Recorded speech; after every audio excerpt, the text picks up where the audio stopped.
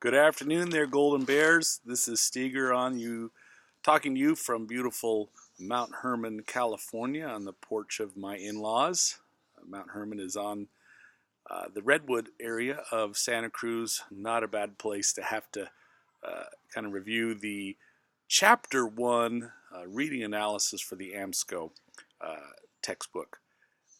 By way of helping you and kind of engaging with you in the material and so you're not overwhelmed, let me discuss a little bit about these reading guides, if you will, and then I'm going to dive right on in. The essence of it is that these come from a friend of mine who's been doing the AP class, oh golly, for almost 30 years. She's on the committees. She goes and leads table readings every year for the AP exams. She is the go-to guru and has put these packets together, much to the chagrin of thousands of students that I'm sure use these, but much to the happiness and delight of the teachers, knowing that if you do them and do them of your own ideas and of your own work and of your own labor, there is tremendous favor that falls upon you by way of your results.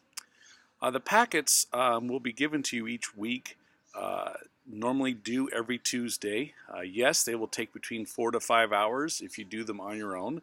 The first few I'm going to be guiding you through heavily, and so you can kind of get the scope and the sequence and not become overwhelmed. So for instance, I'm going to be giving you the first 3 weeks or 3 chapters of analysis here so you can kind of see the ebb and flow of how they work. My goal is that you just don't kind of rotely copy them down and figure your job is done, but you actually go back and say, how did Steger get to this, arrive to this answer, and hopefully you can duplicate it yourself in what you have read. So with that, let us jump on in to Chapter 1 of your reading guide packet. If you turn to the second page, you're going to see the analysis questions. These questions are not only meant to summarize and synthesize what you read, but also often many questions will be woven in that come from prior questions, whether they were on free response or whether they were on a DBQ or short answer in all the 30 plus years that APUSH has been going on. So it's important that you use the time necessary in order to kind of evoke energy and thought going into this. So with that, starting off with question number 1 on the analysis, excuse me while I itch my nose. In what ways did Native peoples transform North American environment before the European colonization? There are 4 things there: new languages, new cultures, new farming techniques, and new tools or technology. One instance could be the use of buffalo hides, whether to carry food or to carry water or to even act as a housing. The next question asks, identify one key similarity and one key difference between the societies. The similarities that both heavily relied upon farming. We cannot lose sight of maize or corn that the Southwest used in order to create some sense of a civilization. A difference is that the Central and Southern Indians were more permanent, you could even dare I say imperialistic, whereas the North were more nomadic in their approach. Next one asks, explain the significance of the difference between the Central and South American and those in the North American. The result of this difference was that the Central and South American had larger cities and were more developed, while the North American was far more mobile and having to scrounge for food and shelter. Going on to the next page, the analysis question asks, identify the key difference between the Viking voyage of the 12th century and that of Columbus of the 15th century. Well, Columbus' voyage is different from the Vikings in that he brought people into conflict across the Atlantic. And that conflict created the points of contact that we'll talk about here later. Second question is, how did new technology enable Christopher Columbus to dominate the, quote, New World? Better ships and navigational tools allowed him to bring more supplies.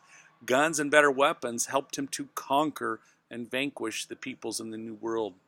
The last question on that page is, what was the impact the Catholic victory in Spain and the European Reformation on North America? Essentially, both led to an increased focus on exploration and colonization.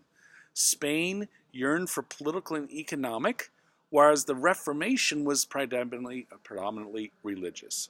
Going on to the next page and dealing with the analysis, it asks, List three main effects of Europe's expanding trade in the 15th century. Number one, spread of ideas, spread of technology, and spread of disease. What was the most significant? And explain your answer. Well, this is my opinion, this is your opinion, but I'm going to cite with spread of disease because it changed the landscape of the North American population, increased the need for slaves that we'll talk about in the next two time periods.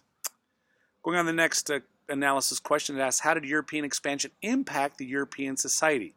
Well, a couple of things. One, it furthered competition between European nations. The second thing is it brought tremendous riches, and it also brought exchanges of food and other product. And third, it increased the focus on this navigation education. The next question is, how did the European expansion impact Native American societies? Well, you must know about the Native Americans died of disease and mistreatment, that the Native Americans, essentially those who survived, were essentially enslaved. And the last one you can say is that Native Americans were introduced to new technologies, such as the wheel. Which of these consequences were the most significant? Of those three, I'm going to go with disease.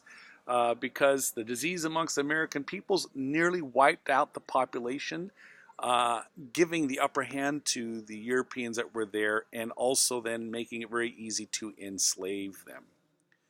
Going on the next page, what were the three chief features of the Spanish Empire in the Americas? One, the missions.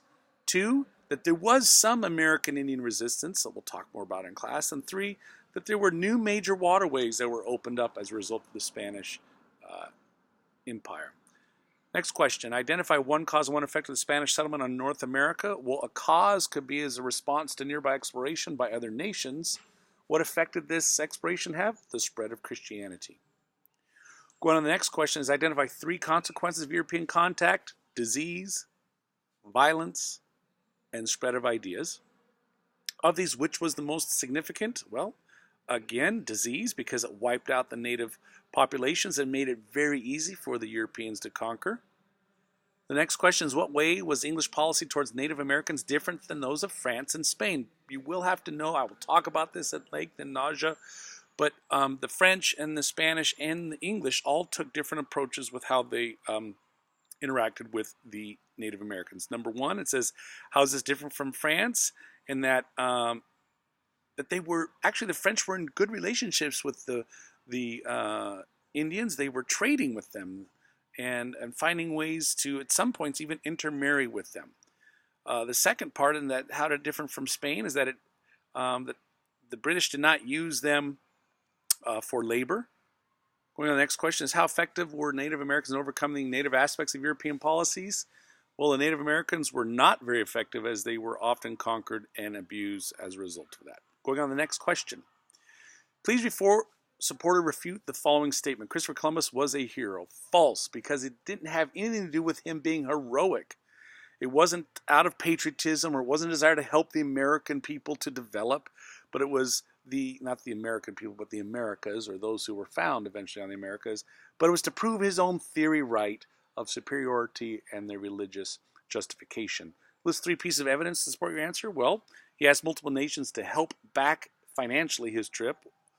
Number two is that he wasn't trying to discover new lands, essentially.